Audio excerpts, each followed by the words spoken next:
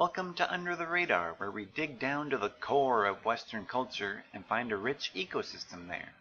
I'm Kirk Powell. It's often said that modern life is extremely complex, even detrimentally complex. Our lives seem to be just barely under control as our attention is drawn away in ever-increasing directions. Now, to say that modern life is complex is to infer a comparison between it and some sort of alternative, presumably either pre-modern, pre-industrial life, or even natural life. But I don't think it takes much consideration to realize that those lifestyles were extremely complex as well. We have no records of man in a state of nature. To have records of such would almost certainly disqualify that state as a natural one, but we could speculate about it based on the lives of animals, and their lives are startlingly complex.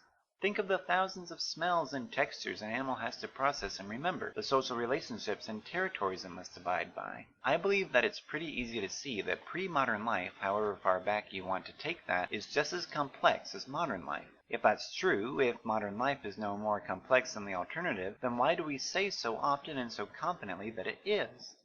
Two answers seem likely, either one or both of which might be true. The first potential answer is that modern life applies its complexity differently, and more densely, than pre-modern or natural life.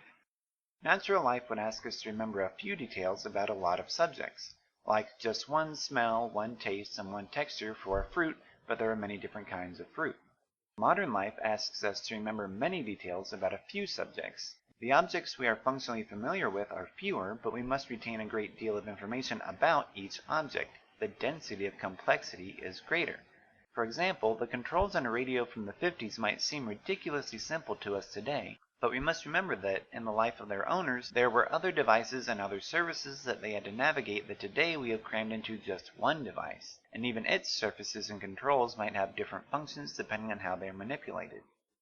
The density of complexity in modern life is undeniably higher than the alternative, and so our experience of it is sharper, and so we complain about it. The second potential answer is that high complexity is part of the story we modern people like to tell about ourselves. That is to say, we may be painting ourselves in a heroic light, hanging on at the far edge of human capability. Tremendous complexity would play a part in the story of, look how capable and how informed we are. Why, we can barely even keep up with ourselves.